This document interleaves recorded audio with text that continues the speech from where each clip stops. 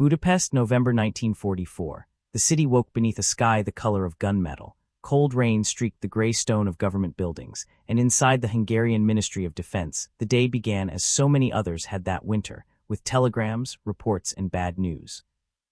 At a wooden desk beneath flickering electric light, Captain Peter Molnar, a weary censorship officer, slid open a thin envelope marked with the red stamp of foreign correspondence.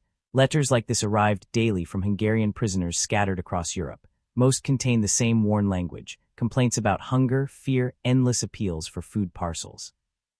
But this letter was different. He read it once, then twice, a third time slower. His brow furrowed, and the clatter of typewriters faded behind the weight of the words on that page. "Dear Mother," it began in a steady hand. "What I am about to tell you, you will not believe, but I swear it is true. I am a prisoner, and yet I live in something close to paradise." The signature at the bottom was Sergeant Istvan Nagy, captured weeks earlier during the chaotic retreat through Romania. According to the letter, Nagy was writing not from a Soviet labor camp, nor a German outpost, but from an American prisoner-of-war facility. His words were not about beatings or starvation. They spoke of warm beds, steady meals, libraries, and gardens. For a country drowning in shortages, it was almost unimaginable. Molnar set the letter down, leaned back, and stared at the ceiling. The storm tapping at the window sounded unnervingly gentle in contrast to what this letter implied. It wasn't just unusual. It was dangerous. If others read this, the carefully built image of the enemy, the savage, decadent American, could crumble. He folded the letter carefully, as though handling an explosive. Hungary, like the rest of Axis Europe, fed its people a steady diet of fear. Newspapers called American soldiers monsters. Radio broadcasts painted POW camps as places of humiliation. Every citizen was meant to believe that surrendering to the West was a one-way ticket to suffering. Yet Nagy's account described a life that, compared to bombed-out Budapest, sounded like luxury. 3 meals a day, access to books, respect from guards. And this was not an isolated anomaly. In the coming weeks, similar letters would arrive from other Hungarian soldiers held in American custody. Each carried the same quiet thunder, an enemy treating prisoners with dignity. For Molnar, who had processed thousands of POW letters over 3 long years, the contrast was dizzying. He had seen descriptions of lice-infested barracks, endless hunger, brutal work details, but never something like this. The letter did more than report, it unraveled a narrative. Outside the ministry walls, Budapest was a city at war with itself. Air raid sirens blared almost daily. Food rations shrank to a handful of potatoes and black bread. Lines at bakeries stretched around corners. Young men were vanishing from neighborhoods, drafted to a collapsing front line. In homes where mothers wept over empty tables, a letter like Nagy's might sound like blasphemy or a miracle. The state, Molnar knew, could not afford either. That winter, Hungary stood on the edge of catastrophe. The Red Army was advancing from the east. German troops, once allies, now occupied the country as de facto rulers, and the government's propaganda machine depended on maintaining one idea above all, that America was the faceless enemy, a distant power that would crush rather than feed them. But here was a Hungarian soldier claiming the opposite. Molnar stared again at the signature. Nagy István, mathematics teacher, captured September. The file confirmed he was not an officer, not a propagandist, not someone trained in deception, just another ordinary soldier caught in the gears of a war collapsing under its own weight. He imagined the young man writing those lines in some faraway camp, perhaps under sunlight instead of smoke. Did he smile while writing it? Did he feel guilty knowing how his mother was living back home? The letter wasn't a weapon, it was worse, it was the truth. Molnar reached for the rubber stamp that determined whether a letter moved forward or disappeared into the archives. His hand hovered. Forwarding this meant risking that someone else might read it. Suppressing it meant admitting, silently, that the truth was inconvenient. He stamped it forward. In the weeks to come, this single letter would be joined by dozens more. Different handwriting, same message. Men captured far from home describing life in America not as imprisonment, but as survival, sometimes even comfort. Those letters would travel in secret through Budapest's households, whispered over kitchen tables, read with disbelief and envy. A strange, dangerous idea began to flicker through Hungarian society. Perhaps the enemy wasn't what they had been told. The story of Hungary's prisoners of war in America did not begin on a battlefield or a ship crossing the Atlantic. It began here, in a gray building on a cold November morning, with one letter, one officer, and a truth too big to ignore. Budapest's winter was growing harsher in late 1944, but on the Eastern Front the cold was not what killed men, it was the collapse itself. In the summer, Hungary's armies had still marched with German columns, convinced that the front could be held.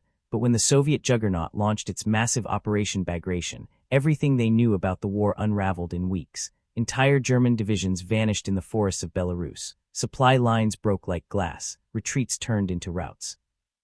Hungarian units stationed alongside their German allies were thrown into chaos. Orders arrived late, sometimes never. Commanders disappeared. Young men barely out of school found themselves stranded hundreds of kilometers from home, staring across fields blackened by artillery fire, watching the red tide roll west. They understood the Soviet reputation. Everyone did. Prisoners captured by the Red Army often didn't return. Those who did came back silent and thin as shadows. Rumors spoke of Siberian camps, of men working themselves to death in snowbound wastelands. For a Hungarian conscript, being taken east was a slow death sentence. But in the distance, another rumor spread like wildfire through the ranks, quieter, almost unbelievable. Surrendering westward to the Americans or the British might mean survival. It might mean food. It might mean life. On the front, panic had its own sound. Boots on frozen ground, men whispering plans in the dark. Officers insisting on holding lines that no longer existed. The Hungarian army, tied tightly to Germany's failing war, had no grand strategy left, only fragments.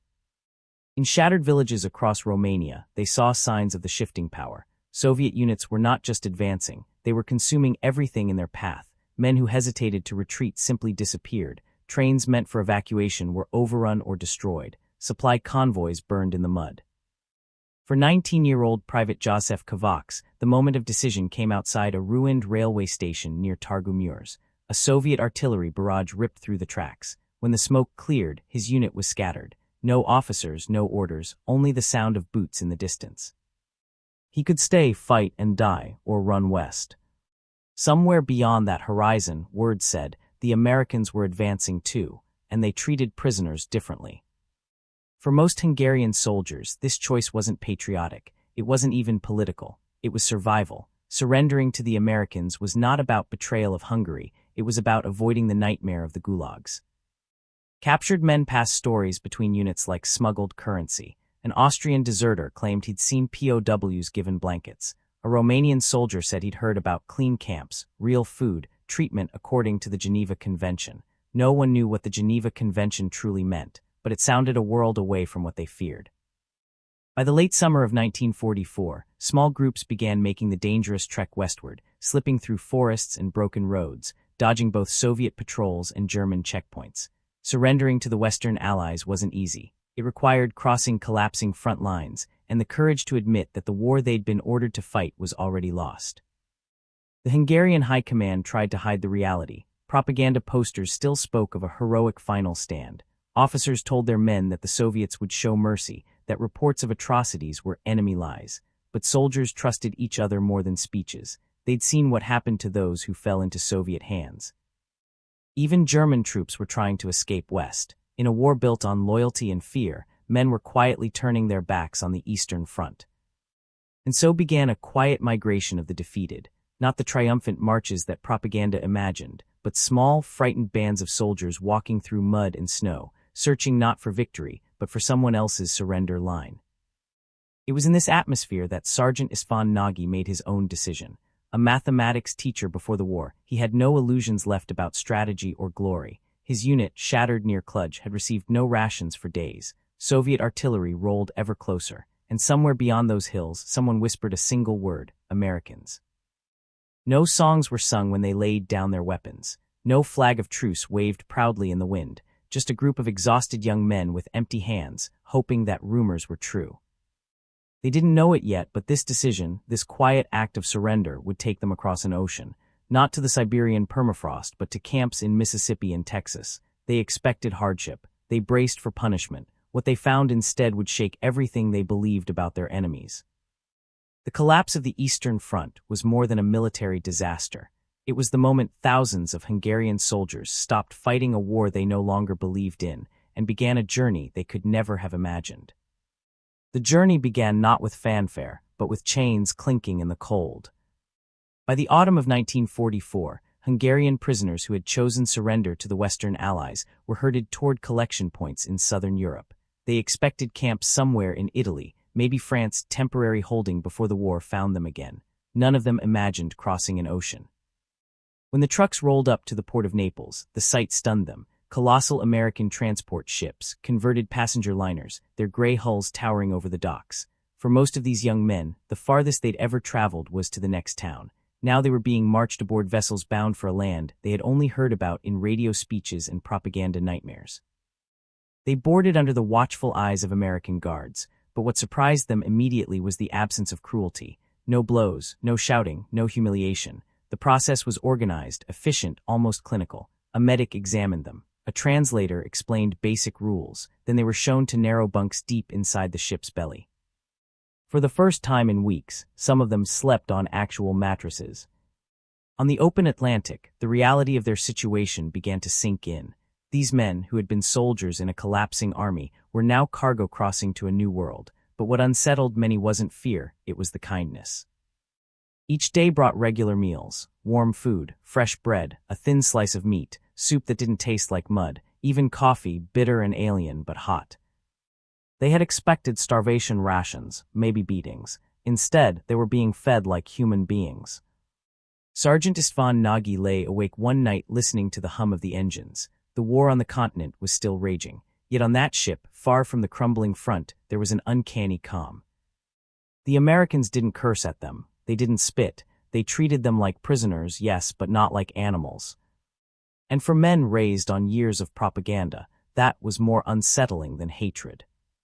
The voyage stretched for weeks. The North Atlantic was restless that season, and some prisoners spent nights curled against steel bulkheads, seasick and silent. But even then, medical staff checked on them, offering water, tablets, clean bandages. For young Private Joseph Kovacs, it was the first time anyone had ever given him medicine without suspicion or scorn. "They treat us better than our own officers," someone whispered in the darkness of the bunk room. No one argued. Every few days they were allowed on deck for short intervals. Cold wind bit their faces as they looked at the endless horizon, no front lines, no barbed wire, just water. Some found the immensity of it terrifying. Others felt, for the first time since the war began, something they hadn't expected: safety. When the coastline finally appeared through the fog, many of them thought it was a trick. They had crossed into a world their officers had sworn would crush them. The docks of New York Harbor bustled with cranes and soldiers in strange, towering buildings. A handful of prisoners caught sight of the Statue of Liberty, her torch raised high. No one spoke. The moment passed in silence, but for some it would be burned into memory, a strange welcome from the enemy. From there they were loaded onto trains, still under guard, moving south through a country that none of them truly understood. The windows offered flashes of small American towns, billboards, people living their lives far from the ruins of Europe. Kovacs pressed his forehead against the cold glass and watched families gathered on train platforms, children with clean coats, stores with full shelves, men laughing. It wasn't a utopia, but compared to what he'd left behind, it felt like another planet. Their destination was Camp Shelby, Mississippi, a sprawling POW facility hastily expanded to hold thousands of Axis prisoners. Surrounded by forests and farmland, it wasn't a prison in the way they imagined. Guard towers stood, yes, and wire fences. But as they stepped off the train, what struck them wasn't terror, it was order. The camp had streets, buildings, kitchens, hospitals, recreation fields. It didn't look like a cage, it looked like a small town. A few prisoners muttered under their breath, expecting the deception to end soon. Surely the kindness would fade. Surely the real cruelty would begin after the doors closed behind them. But it didn't. On their first night after processing and medical checks, the Hungarian prisoners were issued uniforms, blankets, and food trays with steaming meals. Some ate cautiously, waiting for the trick. Others devoured everything, tears streaking faces still hardened by months of war. Nagy lay in his bunk that night, listening to a distant radio playing some American song he couldn't understand. The barracks were warm. The hunger that had become a constant shadow in his life was, for the first time, quiet. He didn't trust it, not yet, but it was real. What he couldn't know then was that this was only the beginning. These camps were not designed to break them down. They were designed to hold them, and in holding them, they would change them. In the days ahead, word would filter back to Hungary through censored letters like the one that had landed on Captain Molnar's desk. But here, aboard ships and in the first hours behind the wire, the prisoners themselves were only beginning to grasp how different their captivity would be from everything they'd been told. What awaited them in Camp Shelby was not a battlefield, nor a dungeon. It was something stranger, and for many, more unsettling: dignity. The first morning inside Camp Shelby began with the soft ring of a bell, not the bark of an officer or the butt of a rifle against a bunk. For men who had lived under the boot of military discipline, the absence of violence was unnerving. The prisoners rose slowly, expecting orders to be shouted at any moment. Instead, a calm American sergeant entered the barracks, pointed to the door, and said in careful, accented German, "Breakfast, line up." No screaming, no threats, just a line. When they stepped outside, the camp revealed itself in full.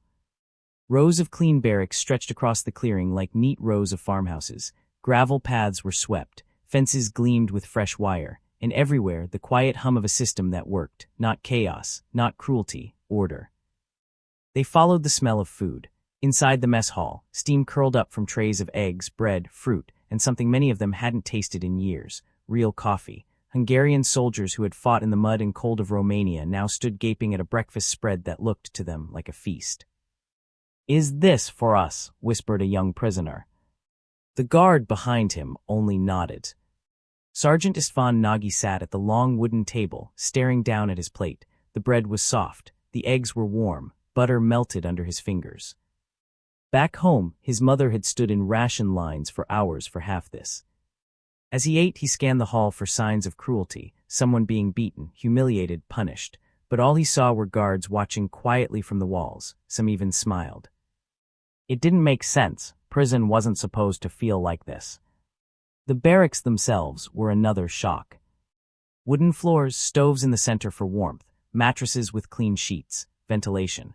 They had been warned for years that capture by Americans meant starvation, forced labor, and torture. Instead, the camp felt more organized than most Hungarian military bases. Private Joseph Kovacs ran his hand over the clean pillowcase, as if expecting it to vanish. His bunkmate laughed softly, the kind of laugh that sounds more like disbelief than joy. "This isn't real," he whispered. "They're softening us up." But night after night, the comfort remained: heat, food, respect, and slowly the disbelief began to erode. The daily routine was unlike anything they'd experienced. The mornings started with breakfast, then roll call, calm, efficient, free of the usual screaming. Prisoners were given time for hygiene and basic chores. After that, they were offered choices: language classes, sports, library time, even basic work programs if they wanted to earn extra camp credit. It wasn't freedom, but it wasn't hell either. When Nagy walked past the camp library for the first time, he froze. Inside, behind a wire mesh, stood rows of books in multiple languages: German, Hungarian, English. Men sat reading like university students. He'd expected prison walls. He found shelves of literature. The sports fields became another revelation. American soldiers had turned open land into soccer fields, volleyball courts, even spaces where prisoners could run or train. For young men who had spent months in trenches and forced marches, the simple act of kicking a ball under the sun felt almost indecent. Kovacs played barefoot that first week, laughing like he hadn't since childhood. For a brief moment, the war was far away. Even the guards behaved differently than expected. They were alert, yes, rifles at their shoulders, but not cruel. They didn't mock the prisoners' accents. They didn't shove or spit. Some even tried broken German to make conversation. For soldiers raised on propaganda depicting Americans as monsters, this quiet decency was more disorienting than any bullet. Medical care was another shock. Many prisoners arrived with untreated wounds, infections, or illnesses they had carried for months. The American infirmary accepted them without question: antibiotics, bandages, proper beds. Nagy, who had suffered from a shrapnel injury in his leg, was stunned when an American nurse knelt beside his cot, checking the wound with the same care she would give to one of her own. No lectures, no cruelty, just quiet professionalism. Within weeks, infections cleared, coughs faded. Men who had assumed they'd limp for life began to walk without pain. But perhaps the most profound transformation came from something simple: dignity. In their own army, rank dictated everything. Officers barked, privates obeyed. In Camp Shelby, while structure remained, brutality was absent. The Americans didn't care whether someone had been a colonel or a farm boy. They cared whether you followed the rules. This flattening of hierarchy unsettled many at first. For others, it was liberating. Kovacs, a peasant boy who had never been addressed without scorn by an officer, found himself standing next to a former major at soccer practice, both of them laughing at a missed kick. That would have been unthinkable in Hungary. Word of this paradise behind wire began to travel home. Letters, carefully censored but still revealing, slipped through the postal system. Prisoners wrote to their mothers, wives, and friends about warm beds, clean food, books, and kind treatment. Some officers tried to downplay it, calling it propaganda, but the letters kept coming. And each one told the same story. Hungarian soldiers who had surrendered expecting suffering were living better than many civilians back home.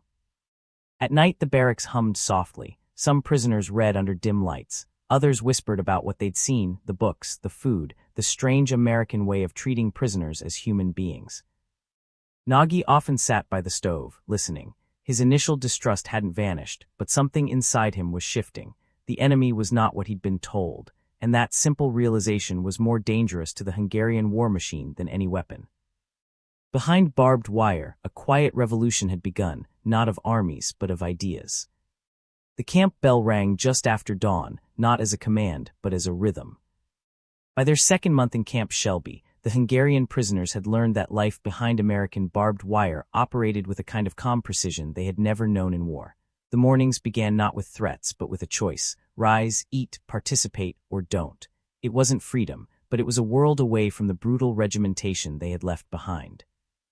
Breakfast was a familiar ritual now. Long tables, clattering trays, the smell of eggs, bread, and strong coffee. It still startled some of the older soldiers how abundant it was, not lavish, but steady, dependable enough, and that consistency was its own form of power. Sergeant István Nagy, once suspicious of everything the guards did, now lined up with quiet acceptance. It wasn't trust, not yet, but it was something close to comfort. After roll call came the day's fork in the road. Every morning, prisoners could sign up for voluntary work details, farm crews, construction units, forestry or factory shifts, or attend language and technical classes. Others could simply read, play soccer, or write letters. This voluntary structure bewildered them at first. Work without coercion felt like a trap. But the first men who tried it came back at sunset not beaten, but tired in the good way, fed, paid in camp credits, and oddly, proud. Private Joseph Kovacs was among them. A farm boy from the great Hungarian plain, he volunteered for agricultural work outside the wire, half expecting a trick. Instead, he found himself on an American farm in Mississippi, planting and harvesting under the supervision of Tom Johnson, a farmer whose own son was fighting in the Pacific. Johnson didn't treat him like a prisoner. He treated him like a hired hand. When Kovacs fumbled with a new machine, the farmer didn't shout. He taught. By the time Kovacs returned to camp that night, hands sore but heart steady, something fundamental in his understanding of the enemy had shifted. Inside the camp, education became the other quiet battlefield. The Americans had set up language courses, technical workshops, and even lectures on democratic institutions. Prisoners were allowed to sign up if they wished. At first, only a handful did, mostly educated men like Nagy, curious but cautious. But word spread quickly. The classes were real. Grammar, history, mechanics, not propaganda. Books circulated through the camp's modest library, their pages worn from hands that had once held rifles. Dictionaries, novels, even translated volumes of American law and history. For men who had grown up in villages where books were rare treasures, this was intoxicating. In the evenings, groups of prisoners sat beneath weak lights practicing English phrases or arguing about ideas they'd never dared to question before. Perhaps the most radical element of Camp Shelby life was its self-governance. Under the Geneva Convention, prisoners could elect representatives to mediate between them and camp authorities. The Americans encouraged this, not because they had to, but because they believed in it. For Hungarian soldiers, most of whom had lived under an authoritarian system, the notion of voting on anything inside a prison camp was unthinkable. But elections were held, ballots counted, and representatives chosen. These men organized schedules, resolved disputes, and worked with camp officers on camp improvements. It was messy at first, arguments, accusations, unfamiliar procedures, but gradually structure emerged. For many of them, this was their first taste of participatory decision-making, and it left a deeper mark than any ration or soccer match. Meanwhile, medical care continued to astonish. American infirmaries inside the camp didn't distinguish between prisoner and guard when it came to treatment. If someone was ill, they were treated. If someone was injured, they were bandaged. Nagy, whose leg wound had nearly ended his service, was given regular physiotherapy. "We treat the man, not the uniform," one nurse told him slowly in broken German. That simple phrase, spoken without malice or performance, carried more weight than most speeches. As weeks turned into months, the psychological shift among the prisoners deepened. They had arrived expecting brutality and starvation. Instead, they lived in clean barracks, ate regularly, worked voluntarily, and were treated with something they'd almost forgotten how to expect: respect. Propaganda back home had painted America as a cruel capitalist monster, but here, the monster was teaching them how to read English, paying them for their labor, and letting them play soccer in the afternoons. Of course, it wasn't paradise. Fences still stood, armed guards patrolled, freedom was an illusion and every man there knew it. Some remained bitter, refusing to let their guard down. Others counted the days, desperate to return home, even to a war-torn Hungary. But for most, something quieter was happening. They were beginning to think, to compare. If this was the enemy, what did that say about everything they'd been told? Evenings were the clearest mirror of this change. Letters home were now filled not with pleas for food, but with descriptions. "The camp is clean. They treat us decently. We eat better here than at home." These letters, though censored, carried enough truth to unsettle the Hungarian government. Nagy, who had once written in fear, now wrote with a quiet defiance. He described classes, books, and the way Americans didn't care about rank. He told his mother about warm bread and cold milk, luxuries she hadn't tasted in years. Kovacs wrote too, though more simply, "Mother, they treat me like a man here." What Camp Shelby created was not just a prisoner camp, it was a laboratory of contrasts. Every humane interaction, every class, every voluntary work shift chipped away at the image these men had of their enemy. The United States wasn't fighting them here. It was showing them something, not through speeches, but through structure. And perhaps that was the most subversive act of all. The barbed wire was meant to keep them in. But more and more it felt like something else was leaking out: ideas, language, songs, conversations. By early 1945, the camp's rhythms had become second nature. What had begun as shock and suspicion slowly turned into something unexpected: a cultural exchange. Guards who had once stood at a distance now leaned against the fence, curious. Prisoners who once avoided eye contact began greeting them with halting English. And slowly, the lines blurred not between prisoner and guard, but between stranger and human. It started with language. The English classes had grown from a few curious men to packed rooms where soldiers with thick Hungarian accents practiced simple words and phrases. "Good mornings. How are you? Thank you." The guards laughed not mockingly but warmly when prisoners stumbled through pronunciations. Some even offered to help. They'd point to objects: table, bread, boots, repeating patiently. It wasn't part of the official program, it was just human. Private Joseph Kovacs, once a shy farm boy, became one of the fastest learners. He practiced every evening with Tom Johnson, the Mississippi farmer who supervised his work crew. Johnson would correct his grammar, and in return Kovacs taught him a few Hungarian words. When he heard Johnson say Joe Regelt, "Good morning," for the first time, the entire work crew burst out laughing. Something in the air cracked open that day. Music and art followed. One of the Hungarian prisoners had brought a battered violin. Another fashioned a guitar out of scrap wood and wire. A few weeks later, the camp yard echoed with songs, Hungarian folk tunes carried across the wire, mingling with the faint hum of American jazz from the guards' radios. It didn't take long before the guards began drifting closer to listen. Some clapped, a few even joined in with harmonicas. These evenings weren't officially scheduled. They just happened: small, fragile bridges made of melody. Then came painting, carving, writing. The Americans provided paper and materials through the Red Cross. prisoners sketched portraits of their guards, some painted landscapes of Mississippi forests, others carved small wooden figures, gifts quietly exchanged. For men who had been told they'd be treated like beasts, being encouraged to create was disorienting and liberating. Religion, too, took on a new meaning. Hungary had long been shaped by faith, Catholic, Protestant, Jewish, but under German influence, religious expression had grown restricted, shadowed by ideology.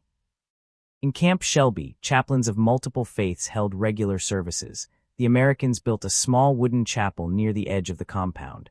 Prisoners could attend freely, no questions asked, no punishment for belief. For many, this was the first time in years they could worship without fear. On Sunday mornings, hymns in Hungarian and English rose together, their notes threading through the cold air. Men who hadn't prayed since before the war knelt again, not because they were told to, but because they could. Cultural curiosity became contagious. One afternoon, a young American guard named Billy Thompson, barely 20, stood outside the fence, pointing at his baseball glove, trying to explain the rules of the game. It took weeks before the first Hungarian team managed to play anything resembling baseball, but their clumsy attempts drew laughter from both sides. In return, the prisoners taught the Americans soccer. Within months, mixed matches became an unofficial tradition, guards versus prisoners. It wasn't about winning, it was about sharing something that didn't need translation. The guards began bringing newspapers and showing them photographs of cities, Chicago, New York, Washington. The prisoners, most of whom had never left their villages, were fascinated by the skyscrapers and bustling streets. For them, America had been an abstract enemy. Now it was faces, songs, games, and stories. Letters home reflected this quiet revolution. Censors in Budapest could black out lines, but they couldn't erase the warmth between the words. Prisoners described music in the evenings, the kindness of some guards, the chance to pray, the strange game called baseball. For Hungarian families struggling in a collapsing country, these letters were both a comfort and a wound. Their sons were prisoners, but living better than many free men at home. This slow blending didn't erase the war. The guards still carried rifles, orders still separated the two sides, but the distance between them was no longer made of hatred, it was made of circumstance. When Kovacs fell and injured his hand on a work site, Tom Johnson drove him personally to the infirmary. When Billy Thompson's mother sent homemade cookies, he shared them with the Hungarian soccer team. When a guard lost a brother in the Pacific, several prisoners, men who had worn enemy uniforms, offered quiet condolences. These were not gestures born of treaties or commands. They were gestures born of being human in a war that had tried to make everyone something less. For many prisoners, these experiences were unsettling in a new way.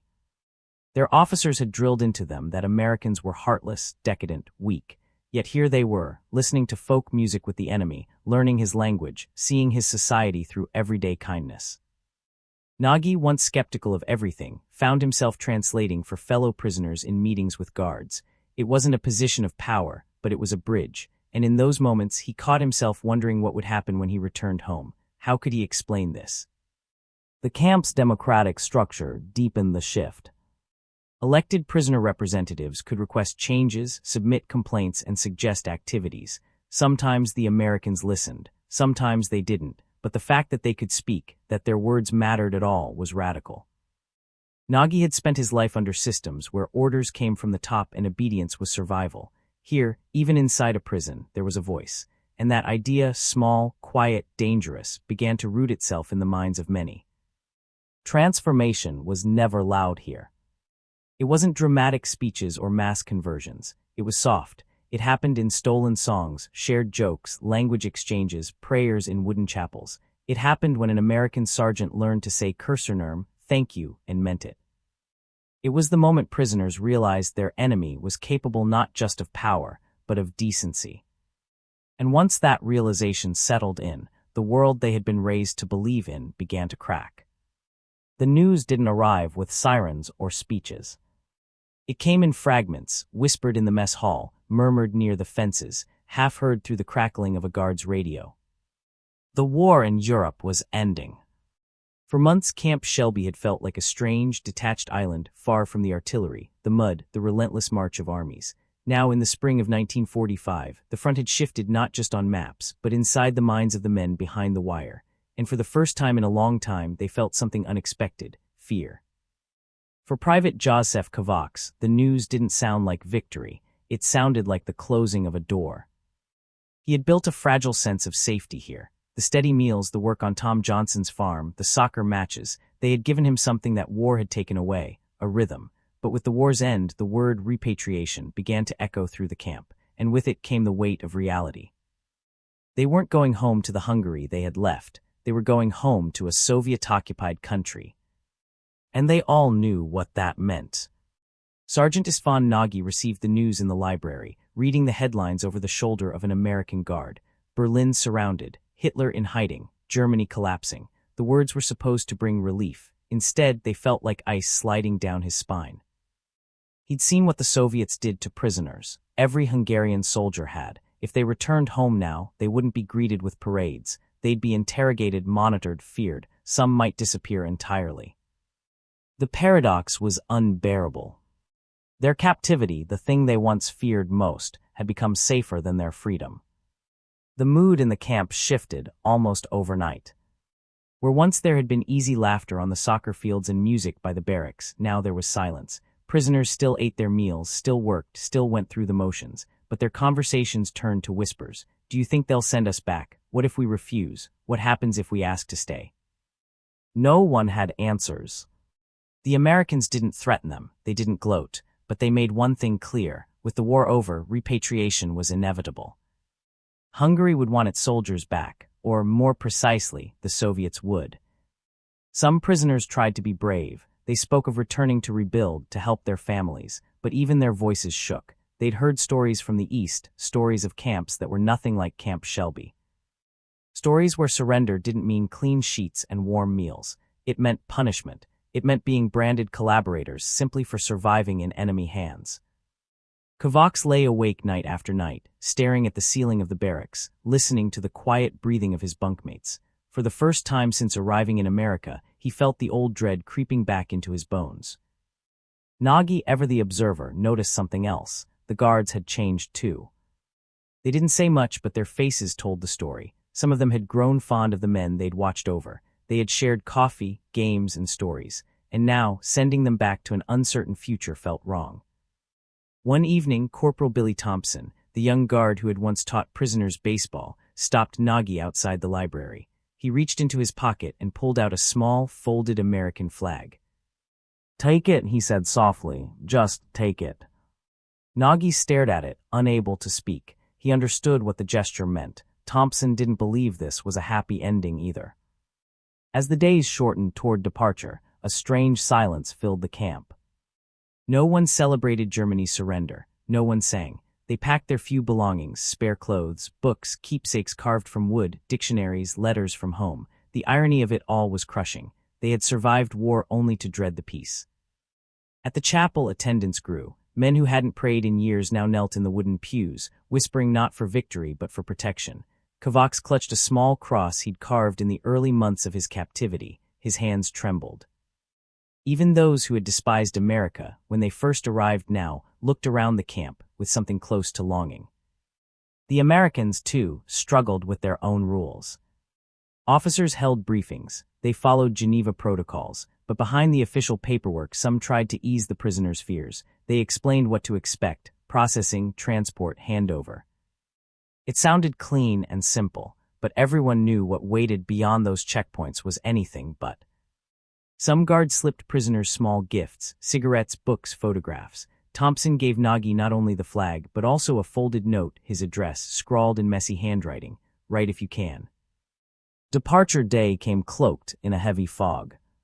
The men marched in silence toward the trains that would take them north to the ports. No guards jeered. No Americans shouted orders. It felt less like a transfer and more like a funeral procession.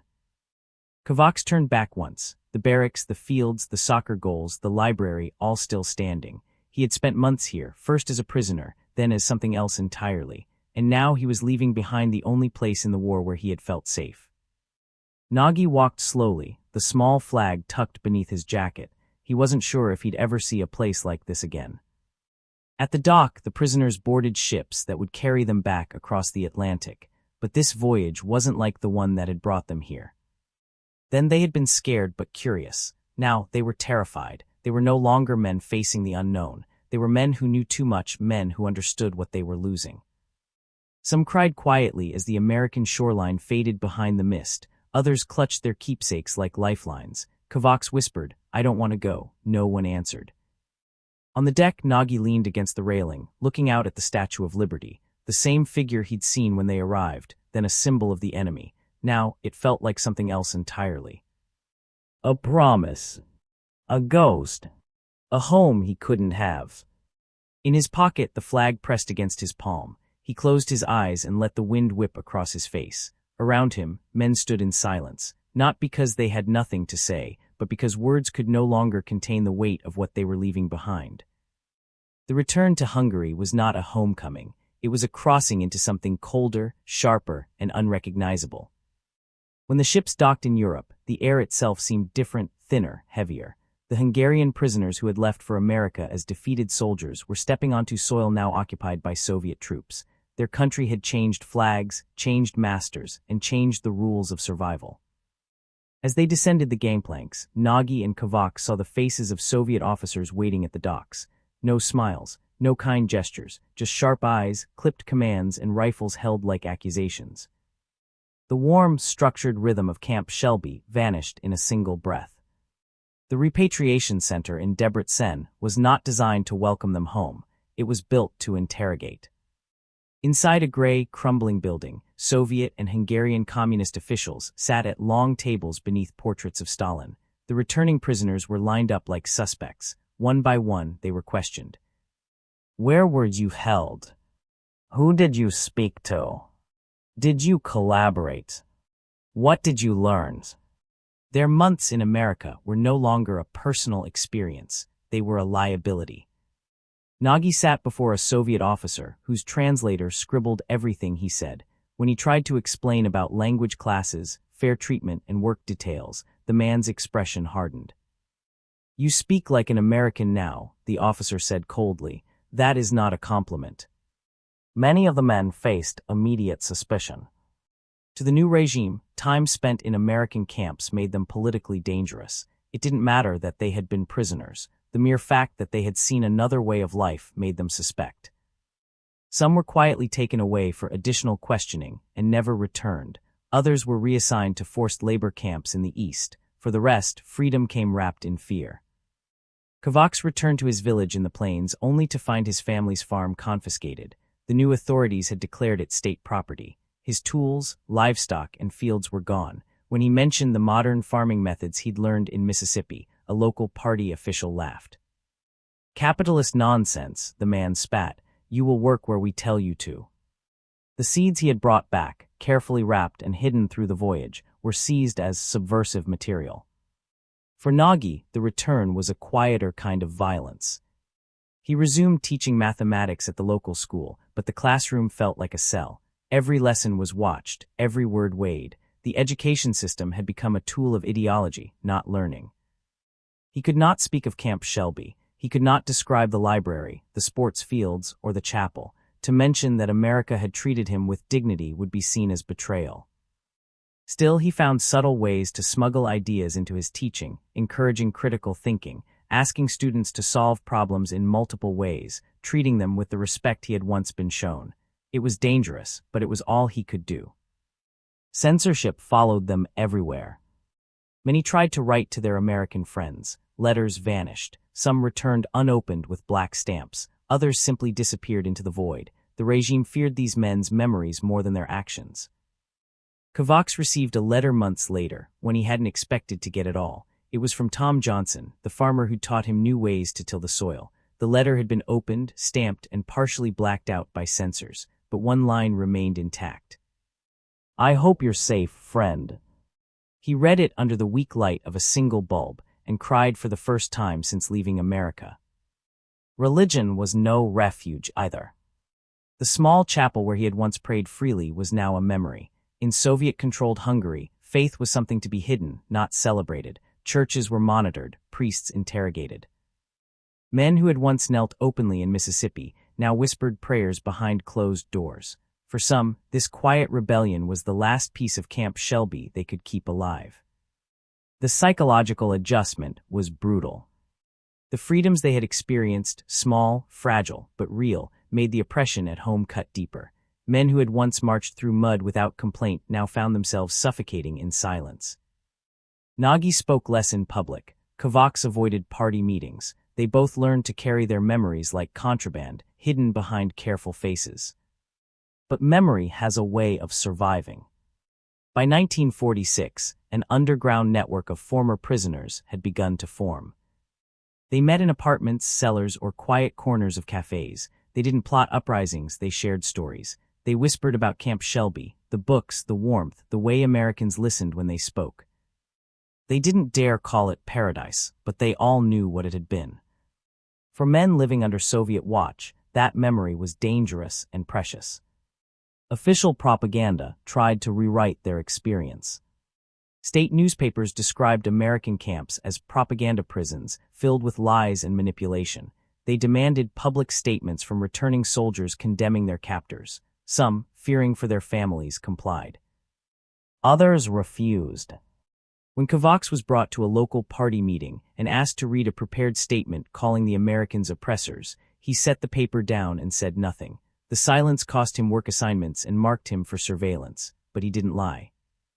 Nagy found quieter forms of defiance. In class, he encouraged students to question problems, to think independently, subtle echoes of the democratic classroom he had glimpsed in captivity. He read American books in secret, passed between former prisoners like contraband. The little flag Billy Thompson had given him remained hidden beneath a floorboard. To the outside world, they were obedient citizens, but inside, they carried something the regime couldn't confiscate. Life went on, but the men who had lived behind American wire were never quite the same. They walked through Soviet Hungary with sharper eyes. They understood what was missing. They knew that the world beyond the Iron Curtain wasn't a myth, it was real. They had lived it. And for an authoritarian regime built on fear and lies, that kind of knowledge was dangerous. The world moved on, but they did not forget. In the gray years after the war, Hungary sank into the iron grip of Soviet control. Streets filled with red banners, slogans, and uniforms that promised equality but carried only fear. People learned to speak softly, to look over their shoulders before finishing a sentence.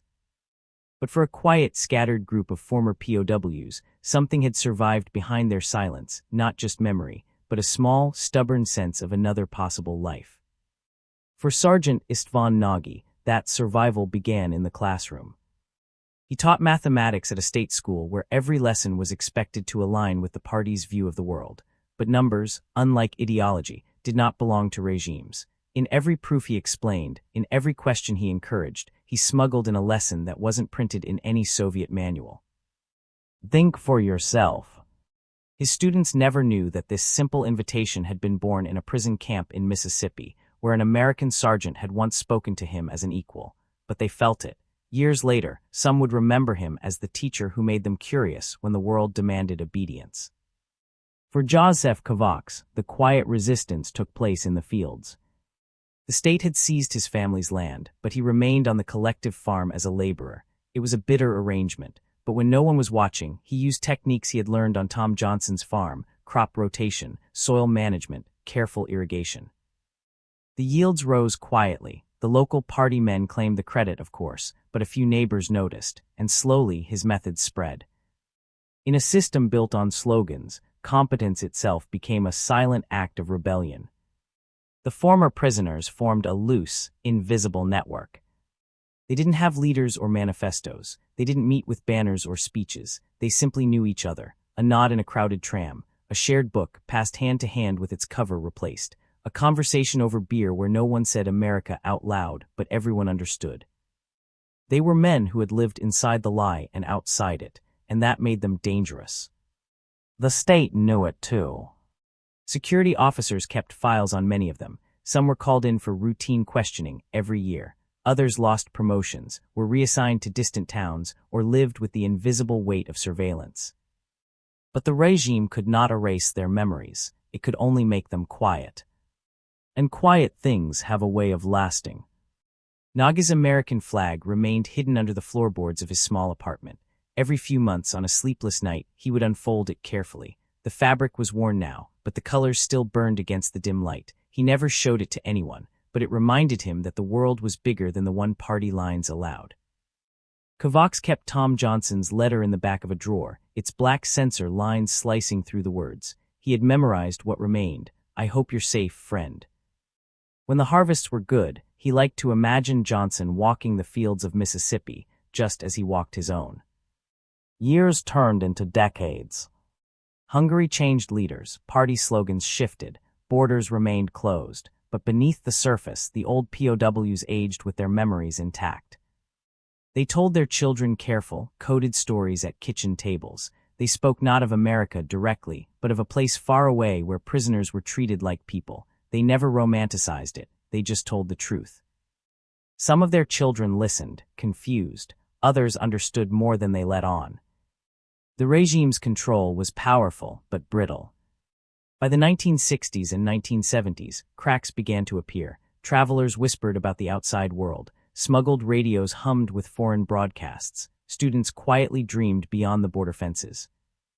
And in small ways, the memories of those POWs became part of the underground bloodstream of Hungarian dissent, not through manifestos, but through stories, real, lived stories that contradicted the official lies.